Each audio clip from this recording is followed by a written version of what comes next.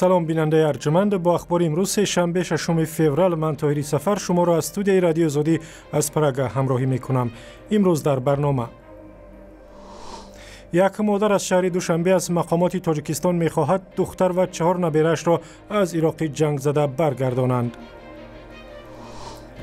عین زمان در شهر رقه عراق مردم از عاقبت‌های بیدادگری جنگجویان گروهی به نام دولت اسلامی رنج میکشند. دیروز یک قایق بزرگتری که حامل ماشین ها و اشیاء روزگار بود غرق شده کمش 20 نفر و از جمله زنان و کودکان را به هلاکت رساند. مقامات دادگاه عالی اقتصادی میگویند هیچ یکی از کارمندانشان را مجبور نکردند برای ساختن میدانچه ورزشی در دوشنبه پول بدهند. یگون نفر به طور منفی قبول هم نکرده است. تفصیل خبرها. مقامات کلاب میگویند جسدی به داراویخته یک دختر 17 ساله را پیدا کردند. در شعبه امور داخلی شهر روز 6 فوریه بر رادیو آزادی گفتند جسد دختر را در خانه‌شان در دهه سری چشمه روز 5 فوریه یافتند و به احتمال زیاد او خودکشی کرده است. دختر برای والدانش نامه گذاشته، در آن گفته است که به راهی دور می رود. انگیزه‌های خودکشی دختر نابالغ معلوم نیست، ولی زوراوری در خانواده و ناامیدی از سبب‌های اصلی خودکشی در تاجیکستان خوانده می شود. سازمان بین المللی صلیب سرخ یک زن تاجیک را با 4 فرزندش در عراق پیدا کرده و نامه او را به خویشاوندانش در دوشنبه رسانیده است. نامه زهرا خالور را روز 16 ینور به مادرش سبزگل کمالور رسانیدند و حالا این مادر امیدوار است که دخترش را برمیگردانند.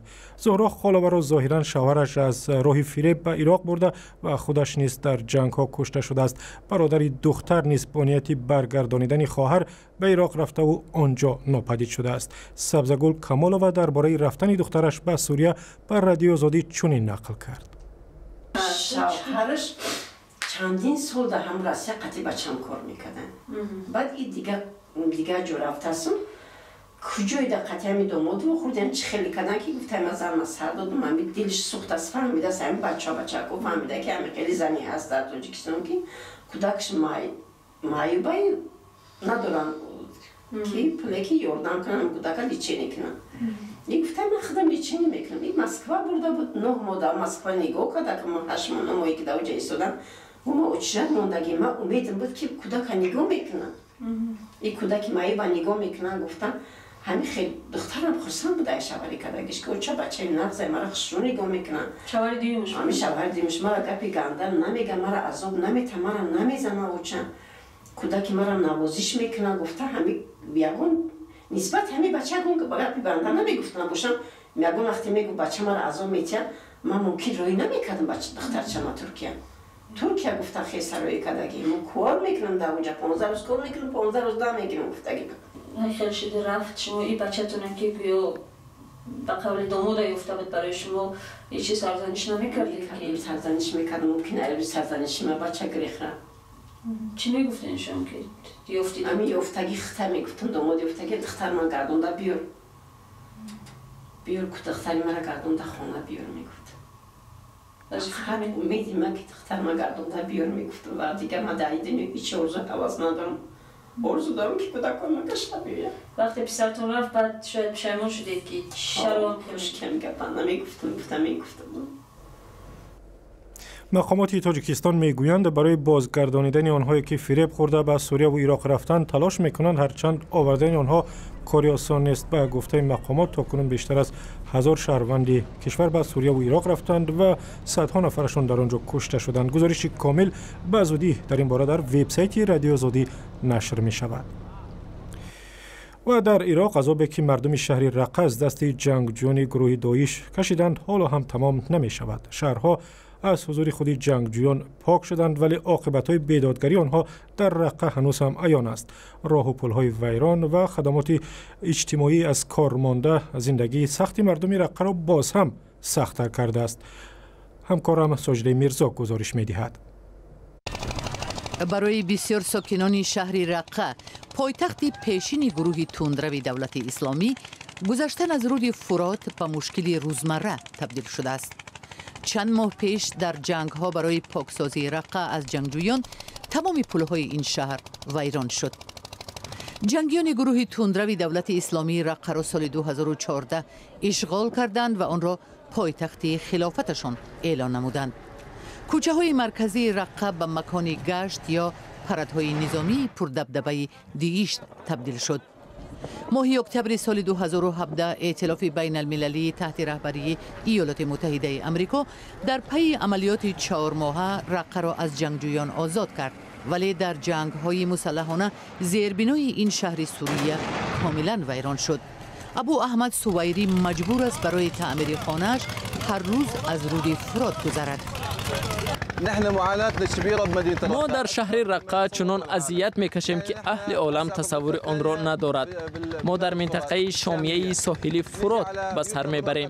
مجبور هستیم که هر روز به ساحل مقابل فرات گذشته در آن سوی رقه خانه هایمان را برای زیست تعمیر کنیم. ما هر صبح توسط قایق‌ها به ساحل مقابل گذشته بعد نصف روزی باز از همان طرف برمیگردیم. در جنگ تمام پل‌ها ویران شدند. پل‌ها را تخریب کردند و کسی در فکر تعمیر آن نیست. دیروز یک قایق بزرگتری که حامل ماشین‌ها و اشیاء روزگار بود غرق شده کمش 20 نفر و از جمله زنان و کودکان را به هلاکت رساند. با استفاده از قایق‌های لرزان صدها ساکن رقه اشیا و اسکنه خود را از بالای رود فرات انتقال می‌دهند. قیمت یک طرف راه از فراز رود تخمیناً 500 لیره یا $1 آمریکایی است، ولی بعضاً این راه به قیمت جان مردم آواره انجام می‌شود.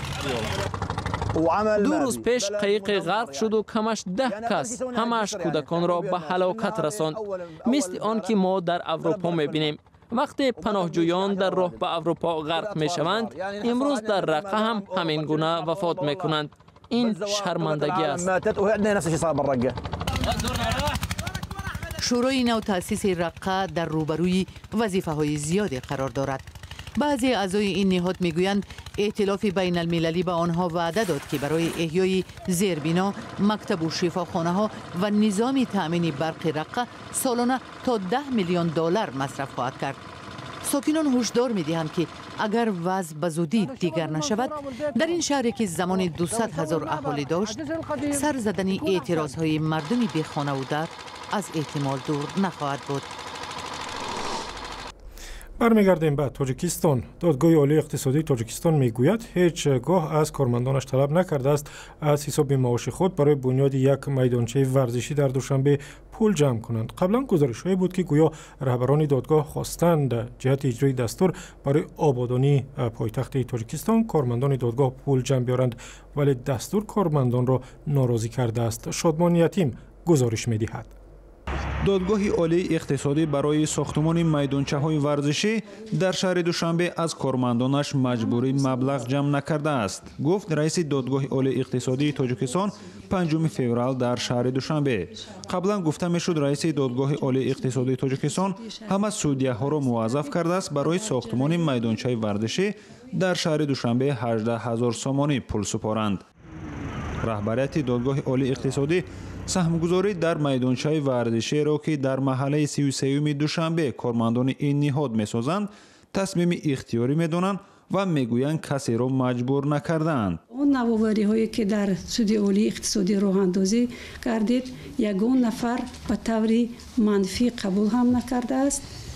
مسئولان دادگاه عالی اقتصادی پهن کردن خبرهای آخر را به ادامه بحث‌های مربوط می‌دانند که بعد تعیین مولوده قلندرزاده به حیث رهبر این دادگاه در رسانه‌ها نشر شدند. در یک نامه‌ای که چندی از کارمندان سود عالی اقتصادی که به عنوان رئیس جمهوری تاجیکستان نوشتند از شیوه کار رئیس تازه تعیین انتقاد کردند. در دادگاه عالی اقتصادی بر رادیوی آزادی گفتند که مقامات حفظ حقوق این شکایت‌ها را تحقیق کرده است. تو به امروز من ناراضگی یگان کارمند را بی‌واسطه احساس نکردم. یک گروه 12 نفره که کارمندان سود عالی اقتصادی گفته می‌شوند در یک مکتوب خود به عنوان رادیوی آزادی نوشتند کارمندان اختیاری سهم می‌گذارند. در حال ساختمان میدانچه ورزشی از طرف دادگاه عالی اقتصادی مورد بحث رسانه‌ها قرار گرفت که با تعیین رستم امامعلی به سمت رئیس شهر دوشنبه، حکومت تاجیکستان با تصویب یک قرار 48 وزارت و اداره ها را موظف نمود که در شهر دوشنبه میدانچه های ورزشی بنیاد کنند. سال گذشته در دوشنبه بیش از 70 میدانچه ورزشی بنیاد شده است. ساختمانی قسمی از چنین میدانچه ها حالا ادامه دارند. شادمان یتیم، رادیوی آزادی، دوشنبه. خبر دیگر هم به ورزش ربط میگیرد و بار اول در تاریخ تاجیکستان روز 5 فوریه جام قهرمانی جهان عاید به فوتبال را به دوشنبه آوردند. جام طلایی را برای تماشا در قفس مخصوص شیشگی در کاخ باربد گذاشتند. جام تا آغاز مسابقات قهرمانی جهان در روسیه در تابستان امسال 50 کشور را سیر میکند و به مسکو برمیگردد. گزارش کامل را در این باره در وبسایت azadi.org یا کانال آزادی ویدیو در یوتیوب تماشا کنید.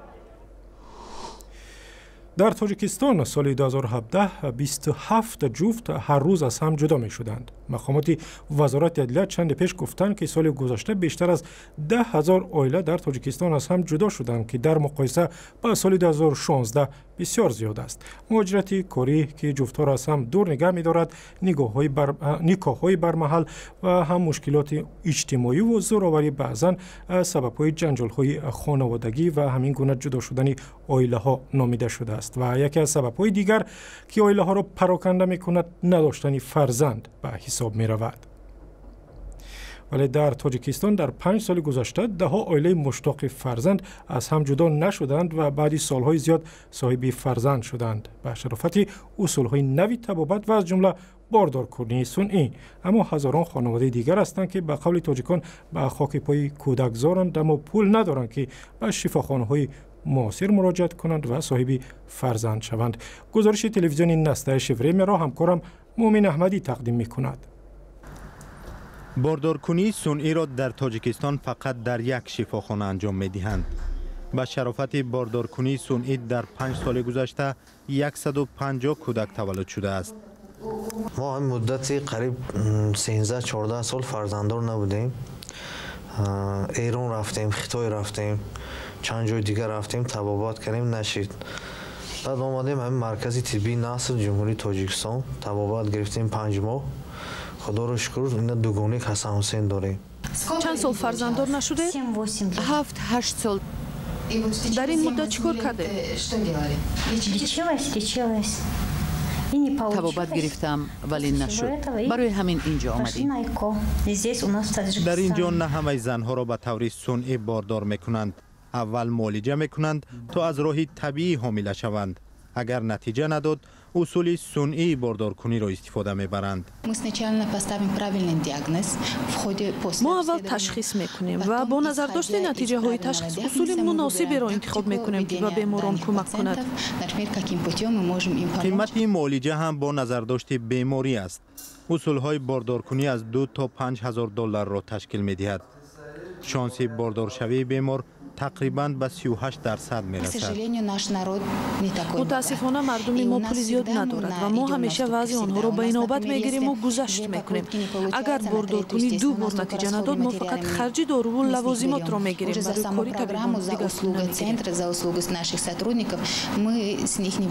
نه همه جفت‌های بی‌فرزند در تاجیکستان پول معالجه در این شفاخانه را دارند. اما بنا به آمارها در تاجیکستان تقریباً 12% جفت‌ها مشکلی بی‌فرزندی دارند. پایین آوردن قیمت باردارکنی صنعی مشکل است چون دارو و لوازمات را از خارج می‌آورند. من حالا آمار آوردن نمی‌توانم چون که متاسفانه بسیاری ها به سبب مشکلات گوناگون اجتماعی به ما مراجعت نمی‌کنند. آنهایی که پیش ما می‌آیند قبول می‌کنیم. هیچگاه نگفتیم که دستمان نمی‌رسد.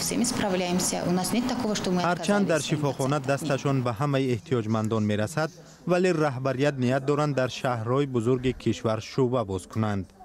چون که احتیاج به سفر و زندگی در دوشنبه از بین می رود و قیمت باردارکنی صنعی پایین می آید و ممکن است شانس احتیاجمندان کمبیزاعت برای یافتن فرزند بیشتر شود. برنامه امروز به پایان رسید. اخبار بیشتر در وبسایت azadi.org. خدا نگهبان شما.